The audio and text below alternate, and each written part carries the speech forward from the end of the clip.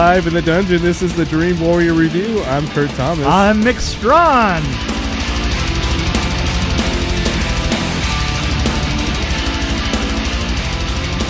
All right, let me give you the quick description. Give it to me. Give it to me, baby. This is Give easy. it to me. A deactivated female cyborg is revived, but cannot remember anything of her past life and goes on a quest to find out who she is.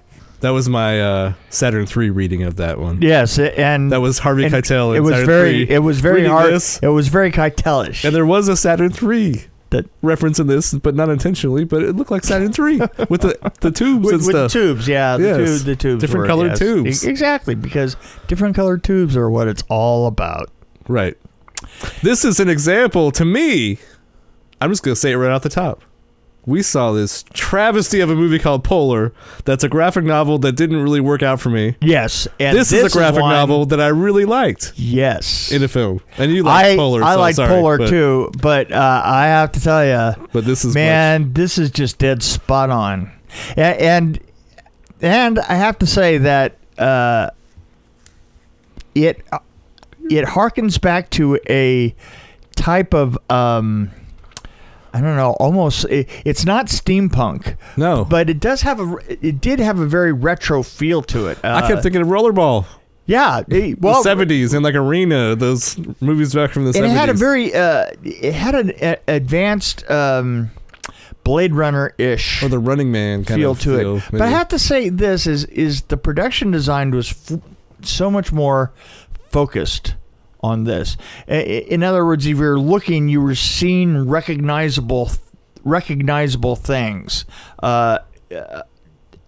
It was to me, the production design was so much better than you normally see in, like, for instance, all of the Marvel films that have been out. I mean, just Marvel can really look at this and go, well, yeah, that's the idea, because there was enough space in things for your eyes. And I also have to say this is that the speed of things was, although a lot of this had to do with speed, the speed was not so much that it was exaggerated to the point of like Avengers. Where you can't see what's going on. Well, you can't see what's going on. They actually blur.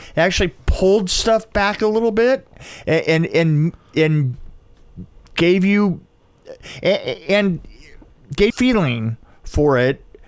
You know, if you're trying to give something weight, and you can't see the fist move, so you're trying to give it weight by, having it break things, and those things fly apart incredibly fast. And sound, of course. Yeah, and sound, of course. The thing is things begin to just become a blur to you. And I think that they did a much better job of... Yeah, you can follow the action. When they broke things, did you notice when they broke things, it's like they didn't just turn into dots. Yeah. It's they would break something and they would break in interesting ways. And like pillars and stuff. yeah, Chunks would come off. It was and even things that were fighting, breaking apart in interesting ways. Yeah, and exactly, in interesting ways. That's been so missing in the Marvel movies. In the arena of the Marvel movies and the arena of the overblown effects film. We have this chance to blow something up and makes things move super fast, and then it's just not interesting anymore. It just becomes a blur, and it becomes and as you're making your worlds bigger and bigger and bigger and bigger, then it's a blur, and things that are close. I'm thinking of the end of Thor. Yeah, it was very confusing. Exactly, very confusing. You're like, what is going on? Yeah, you don't know where you're at or anything like that. One thing about this that was it reminded me of a little bit of Ready Player One, but this was done better. Yeah, because they only showed a little hint of it here and there. Was levels on top of levels, right? On top of levels, but interesting levels. Yeah, levels on top of levels, and you could recognize that that it looked like an architect did 4 or 5 levels. Yeah. And then some other architect took over and went further up from there and up there from there. And it also had some elements of true retro. I mean, like Mediterranean, along with modern stuff. And it's funny because then when you saw that, you realized how advanced Blade Runner was when it came out. Oh, gosh, yeah. Because you had all these great... And the street scenes reminded me a lot of Blade Runner, especially the taxis. Yeah, and they did. Yeah. But it was a little bit more low key because there was another movie that reminded me of Blade Runner. I can't remember which one it was, but it was done way too much. They did too much. Yeah, too much. Crammed too much into it. I don't know why I can't remember the movie. Well, the other thing is that there was a certain sense of... Even the Blade Runner did too much, I thought. The follow Blade Runner. Yeah. Oh, yeah, definitely. Yeah. Definitely. Although brilliantly done, brilliantly overdone. Yeah. Like there was something about... There's also something about the town that they were in that had a feeling of a town. It had a Antique feel. Well, the signs. But also like neighborhood. Yeah. It's like an old neighborhood in Brooklyn. Yeah. It's exactly what it was. It had that feeling to it. Yeah. I thought the thing was a little bit blown out and yeah, but I kept thinking of Rollerball, so I enjoyed it. I enjoyed it more than I guess I would have if I had never seen Rollerball. Yeah. If that makes any sense. Yeah. Robert Rodriguez is obviously a fan of science fiction. Yeah, obviously. Hello. Yeah. And Spy Kids. And, yeah. Think of. Yeah. Yeah. There's a lot of but anyway. I was actually surprised. Yeah, I was too, because honestly... Considering how James Cameron was involved with this too. Anyway. The thing that kind of got me was the advertisements for it didn't bring anything personal to it, you know? No. They really didn't at all, and I guess I didn't realize how intimate it was going to be, because it was kind of an intimate story about family, you know? Yeah. And, very, very, very, very good. And actually the main character, Rosa Salazar. Yeah, very good. I mean, obviously you could tell it was her acting, and her voice. I mean, just in her voice, she did a lot of... But also the tactile qualities of her. Oh, yeah. The way she did stuff. Yeah, the way... I'm not going to go into, the specifics about her body and stuff, but obviously a great deal of it was done as CGI. Yeah, but it was very tactile. So I mentioned James Cameron, but I was in passing. But obviously Avatar was shot much the same way. Yes, had the same kind of effect where the actress was really doing a great job. And Right. There wasn't nearly as many blue people in this. Not nearly. Actually, there were some blue people, though, I think, here and there. Oh, yeah, here and there. There was blue liquid, at least. Well, there you go. But no, I really enjoyed this. I got carried away in it. And then there were some scenes that I thought were kind of weird, like a little too weird. But maybe it's just me. Yeah. Like hard to follow, I guess. I thought it really clicked along. I had trouble following the blue eyes at the beginning when it first started happening. Right. Oh, you didn't figure that out? It took me like the second time that it happened. I was like, I get it now. Oh, I get it now. But the first time I was like, before? what happened? Like, what's going on? Yeah, well, they were trying not to overplay it, and it worked. It really did work. I just had to think harder, which I don't like to do sometimes. You don't like to do that. And one thing that you did mention in the car way back, well, you mentioned one thing that I'm not going to go into, but another thing that you mentioned in the car on the way back was that it set it up maybe as a 2-movie or 3-movie. Oh, absolutely! This was a big setup for us. A big setup trilogy, probably for a trilogy. Yeah. It felt like it was going to be a trilogy. Yeah. And you got to wonder if the guy she knew in the movie, the one guy, is coming back. Is coming back. He's coming back, boy. Yeah. Because she had a lot of fog situation and stuff. Yeah. He was saved by an eagle. I was thinking a body of water or something. No, well, whatever. I don't know. Yeah. Okay. Who knows what we're talking about? An eagle on a body of water. What'd you think about the Vector, the villain in this?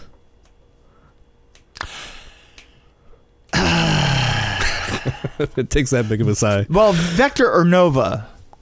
Well, Nova actually, I don't know. Nova was just creepy to me. But. Yeah, yeah. You know, the thing is. I think Jennifer Connelly played a great character because she. I thought she did because she had ambivalence. Yeah. And that ambivalence mystery. was a lot of mystery that kind of came together a little bit. It was good. But the Vector, the guy who played Vector was kind of. I kept thinking of Idris Elba. It was kind of like the same way of acting. Well, you know what? He's the guy in the Green. The film that was just out, Green Book.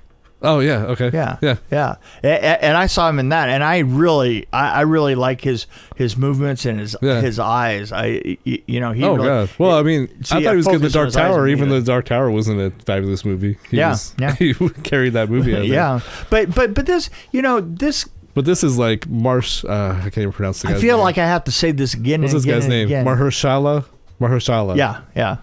I have to say this again. Is that once again, the story of science fiction is just a platform to tell stories about the human condition. This is why I like science fiction. Yeah, no. And this is why I like Arthur C. Clarke was always one of my favorite authors. Yeah, absolutely. Because everything he does is all about, I mean, it has all these fantastic things you read about, but it's all about how the humans interact with each other. Right. And how they respond to what's happening to them. Right. And that's, and I think that in this case, looking at synthetic creatures and trying to use them to tell stories of humanity is very, very interesting. You know, I really like what's obviously going to be a really big arc for this, and I like that arc. There's a lot of little character arcs too, minor ones. Yeah, and they were minor and major, I guess. Yeah, and I think that just the fact that there were obviously arcs going on, I mean, very obvious arcs going on, was really, really and interesting. It leaves me in a spot where I want to find out what happens with the doctor. Exactly. Yeah. I mean, you obviously left everybody in the middle of what was going on, and you're like, I want to see all these people. I want to see these people again. And it didn't feel like a 2-hour movie, even though it was. Really was a 2-hour movie? I think it was 2 hours long. It was they did such a terrible job of the trailers for this. It did not at all. It could be a good thing though. It could be, because I went in kind of like, okay, yeah. I got used to those big eyes, and then I'm like, okay, I can watch it for 2 hours. Maybe. That is one thing for sure, is that the commercials prepared me, because I have to say the first 3 or 4 times that I saw the commercial, and by the way, we see commercials all the time. Yeah. For stuff. I mean, I see more movies than you, and the thing is I've seen the commercial probably about 30 times, right? Probably. And in 30 times, I got really quite used to the eyes, and they did not affect me at all. And one of the things I have noticed is that I've noticed people talking on the interweb, in the face pamphlet. You know face pamphlet, right? Don't you have a face pamphlet? Face pamphlet? Yeah, yes. Right. In face pamphlet, face map. Yeah. They've talked many times. Me space. That's me space. Me space. Sorry. Okay. Face pamphlet and me space. Close enough. We all know what we're talking about. We know what we're talking about. Right. That a lot of people had commented on the eyes, and I have to say that by the time I saw the movie, I was completely adjusted to the eyes. Never even thought about it. In fact, I thought the humans looked weird. Well, we do look weird. I didn't even have a thought about the eyes until like maybe halfway through. I was like, because there was a couple scenes where she was crying or it looked really big, right? Bigger than usual, like she was surprised or something. I've decided that it's a very pretty effect. Yeah. You know? The whole thing was. We like people with big eyes. You know. I mean, and there was technology that was interesting. It was how they That was the kind of Blade Runner feel too, a little bit. Oh yeah. The technology that was kind of reborn, I guess, because of the fall of whatever happened. Yeah, and this is Earth too. Yeah, that's interesting because I think that they put it in the year. What was it? 300 years, 25, 39. No, wasn't it? It was like 2,000 years. Was it? I thought they put it. I thought it was 300. I thought they put it in 3 century. Oh god, now I have to Google something. I'm gonna say 350. It would have been about 1,500 years. 1,500 years in the future. 26th century. 26th So century. and once again, I go back to the design of it, the design of the suit, the design of, and I noticed that there were 2 production designers on the film. Now, there was a second production designer on the film, and I got a feeling that there was a possibility because the film did have distinct looks to it, and they were intermixed all the way through it. Right. But there was a very, very modern effect, and there was a stack old technology on top of each, and they didn't look like they were by the same person. So I have a feeling that we were looking at 2 designers' work, which really, one was in the pocket of the other. It really worked. Well, they worked together well. Yeah. Well, they worked together well, and they had a center to what they were doing. I mean, things had a look to them. I want to read the graphic novel now, just because I'm curious. Yeah, I would never do that. You don't think so? No, I'm curious about it. I'm just I'm not a huge fan of. Well, they kept saying 300 years ago this thing happened. Right. But the thing is society was well advanced by that point. Century. I don't know. I can't find my answer right now. Well, you know what? Century. Just trust me, I'm right. Okay. 26th I trust So you. budget, the budget is 200,000. Right. 200 million. 200,000 would be a very small budget. 200. Yeah. So it's a small budget film. Yeah. Wow, they really stretched their dollar this time. Didn't they though? But I did notice that there didn't seem to be quite as many people on the credits as I thought as I've seen recently. So I'm thinking that maybe they used a different kind of software. The software is starting to eliminate even some of the graphics people. Well, they just seemed to cram a lot of people in line, though. Yeah, maybe it was the way that we were like looking 6 at. in a row. Yeah, that could be it. I don't know. You never know. I don't know. And Just don't know. So I'm just scrolling on IMDb, and this review says it all basically. Don't analyze the script, just enjoy it for what it is. An action movie with a very likable heroine and great effects. Right. Yeah. That's basically a good way to put it. Yeah, so whoever wrote that, exactly. Macaulay, I don't know who the hell it is. Yeah, well, but the interactions between the people in it were really good. Yeah, totally. Really well done. Yeah. I all the way through, I thought there was a lot of originality. The best line? What was your best line? For me, it was, that looks fatal. Yeah. It was pretty good. I don't know. I don't remember lines, man. Yeah, I don't either. But that's the one that stuck out to me. Yeah, well, stuck out. There you go. Just stuck out. Yeah. Yeah. Ooh. I'm sure that someone went ooh. Right. Yeah. That was a good line. Yeah. Oof. Ooh. Yeah, that was good. Yeah. The only thing I have an issue with is, I don't know. I'm getting kind of tired of these, like weapons that are part of something. Just the way they have. I'm trying to, like Star Wars, for example. They go a little bit over the top with, like, weapons that are like two-handed or yeah. I don't know. It just looks a little cheesy to me. Like, I don't know how you can actually fight with something like that.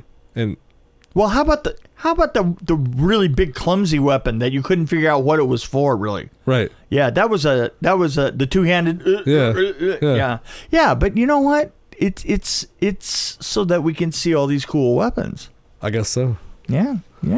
Well, when I was in high school, I used to play this game called Mech Warrior, where you're basically inside you build your own warrior. So this kind of had that reminded me a little bit of that. This did have the ghost ship kind of shot a couple of times, Yeah. Yeah. Your body slid off, remembering that? And I was like, hey, Ghost Ship. I think Ghost Ship did better though. Ghost Ship did. You know That what? was pretty effective. Ghost Ship cannot be beat, but there might be an homage coming up in Vengeance that could be. You're not sure. We're not sure. I have no but idea. It could possibly. I'm teasing that. Teasing it. Teasing. You're such a tease. Teasy. So anyway, yeah. Was that vague enough, or do you think you said too much? I probably did say too much. I can't help but say too much. Happens. I'm a big mouth. But that's absolutely nobody listens to this, so it's not our problem. Oh, you'll be surprised who listens to this. No, actually, I wouldn't. I hear from a lot of them. Let's put it this way. If you have 30 people that follow your podcast, I can tell you that at least 5 of them are going to write you every once in a while. And occasionally, 3 or 4 times a year from all 30 of them, you're going to get a strongly worded email at some point. So we just have to piss them off individually, or do we have to just inspire them somehow? Kurt, that's what we're doing now. Look, John, I see you listening to us. I hate that shirt you're wearing. Exactly. Some guy named John is probably going to respond. Well, it's that's okay, but or I can call out people in Hollywood that I know. Peter bothers me because he's a loud breather. Yeah, I do know some people that listen that are in Hollywood that we kind of know of. Oh, yeah. I can call them out. That might be more effective. Well, there you go. Like, you should do that. Certain people that have written things that I don't like, or I can just say I don't like it. I don't like. Yeah, you can for the sake of this, right? William Butler, you scream like a little bitch. He does, but that's why he's such a great horror actor. I was gonna say, see, I can't do it. But they pay him to scream like. See, a I can't bitch. do it. I can't insult anybody that I like. So. Well, there you go. But Ginger Dead Man was amazing. So if anybody hasn't seen that, they have to see that one. But that's just my little Junior Deadman. Ginger Dead Man. Ginger Deadman. Oh, hello. Yeah. My favorite, personally. Yeah, Ginger Deadman. Which we'll have to review his more recent stuff that he's done. Yes. Just to mess with him, we'll review something. Absolutely. We're going to, but there we go. I called somebody out. My babysitter is a superhero. Yeah. That's the one that I want to review. Well, that fits with our science fiction. It does, but I think he's in the process of selling it, so I don't think that we can really get a hold of it because send us an advance copy. We'll be happy to watch it. Anyway, I have not seen it show up anywhere, but you know what? Remind me, and I'll get a hold of him. We'll see if we can get that sent to us. Some brain dead person trying to remind another brain dead person of something. I don't know if I could do that. I'll try. It's closer to it's forgetful person. Sort maybe of it's the better blind leading the hard of hearing around. It's so many problems, so many challenges. I'll see a trailer for it after it's already released. Go, hey Nick, we're gonna. In fact, it would be even better if he could. Ooh, ouch. Yeah, I'm kind of sure ties he'll do into that. this one a little bit. Yeah, because he does so many interviews, he'll love that. Oh, okay, now I should stop. Yeah, now you're just crapping all over everything. Yep. So, the beauty of editing. Yeah, because I can say you never edit. You never edit anything out. Sure, I do. You do? I see. This is awesome. This is, again, we're talking about forgetfulness and how both of us forget. Like once I put it out there, and you bring up something like, "Hey, I heard that part with," I'm like, I don't even know what he's talking about because it's kind of purged from. Well, I just want you to know how much I appreciate the hard work that you do on them, even if you have no idea that you do. Well, I think I purge it once I've. Well, that's right. Yeah, I tell people that about films is not I as a film would come to its completion, and you're starting to peel things off, and you see now you have spent like between 2 and 6 months. You have spent concentrating on just what you're filming, and in prep you're assembling it in your head, and then as you shoot it, you kind of like you slew things off in your head. You just, well, I don't have to worry about this anymore. And the funny thing is, especially for me, is not working in post or stuff like that. There always was like reckoning, like going down the road. I don't know how to describe it. Going down the road and all of a sudden noticing where you're at. Noticing that there's a new stop sign, that they changed that to a light, that, the church burned down, or this, or, as you're going down the road. And that you're within the last week of the film, as you're going down the road, and you're starting to notice that that it's winter now. There's a world out there. Yeah, that there's another world out there. It was always just really surreal that way. And you remember you have a wife and children? Yeah. Oh, yeah. Yeah. Well, yeah, I mean, for one thing, usually in my case, I would start coming home and it would be light outside, which is pretty rare because usually I would leave. I would leave before the light came out, and then I would get back as it was dark, but probably 2 days later, right? I mean, I'm going to be honest here. It'd be 2 days later. And in slewing that stuff out of your mind, and now you're going down the street and you're just like, I'm in a tune.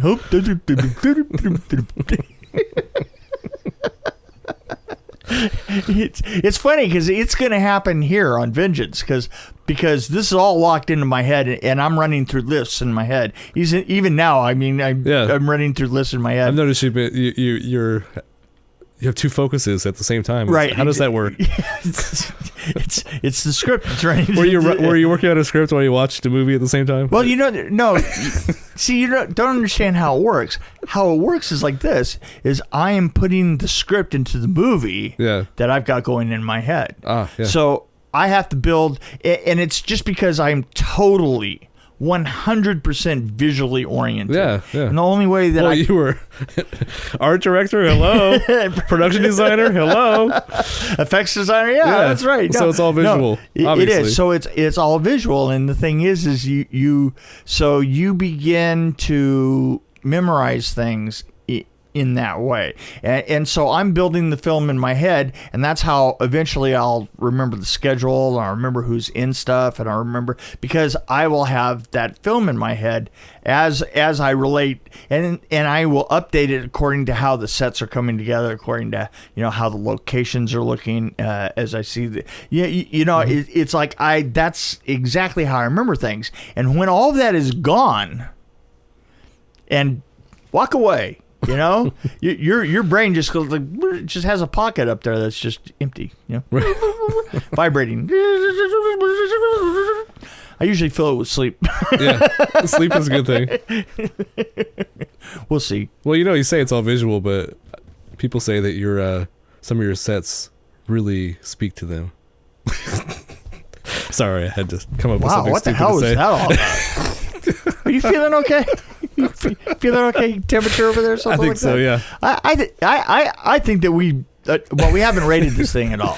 I mean, I had to come up with something stupid to say. You did, and I did, and you I did. accomplished. Boy, you sure killed that. You sure killed that train of thought. Oh boy, did.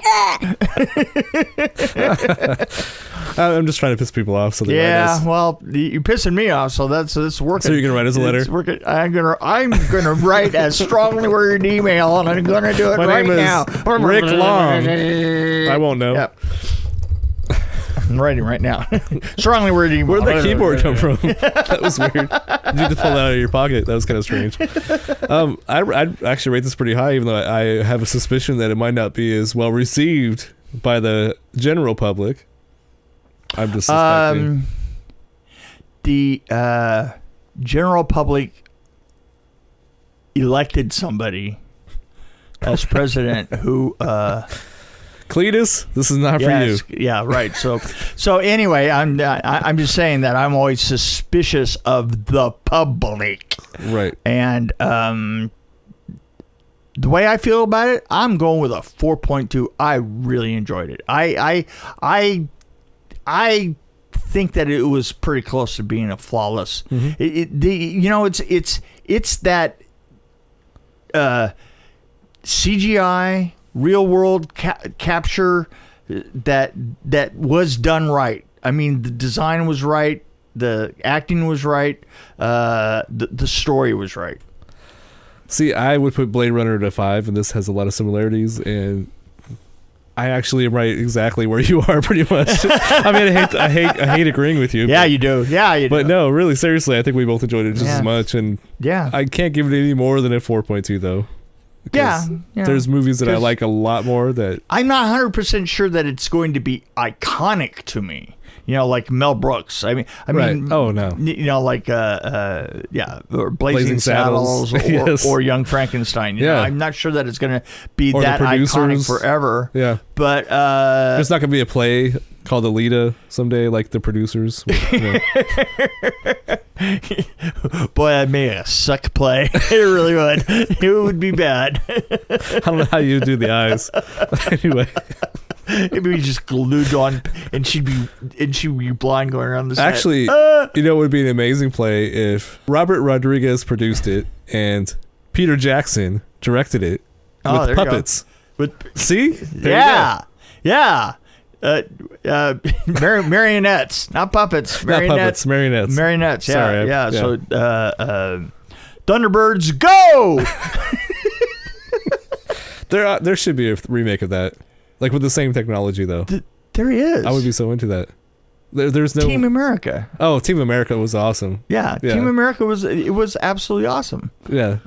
But I want to see a Thunderbirds. You know what they said about that? They said that working with puppets was the biggest damn mess, and they said I've seen some of the behind the scenes stuff, and it looks like a big pain in the ass. Oh, a lot of the stuff they did. Huge pain in the ass.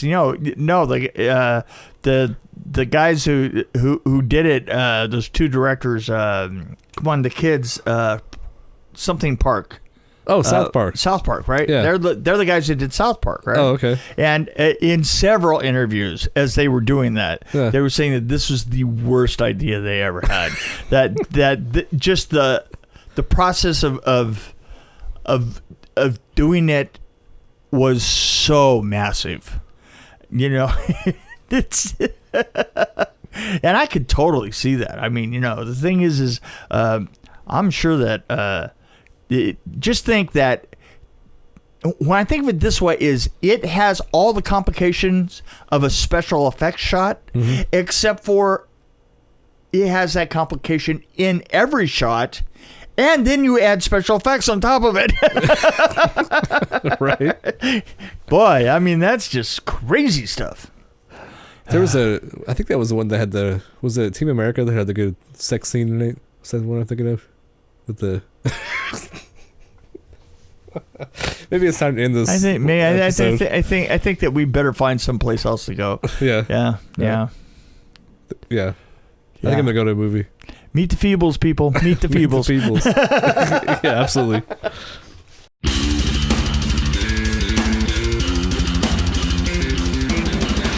Thanks for joining us on the Dream Warrior Review podcast. Don't forget to tell your friends about us, follow us, and, of course, like us. We can be found on Podbean, which is an amazing app, YouTube, Stitcher, Alexa on any pod, iTunes, Google Play. We're on Twitter as well, at DW Review, and, of course, Facebook. You can find us there. You can also email us at dreamwarriorreview@gmail.com.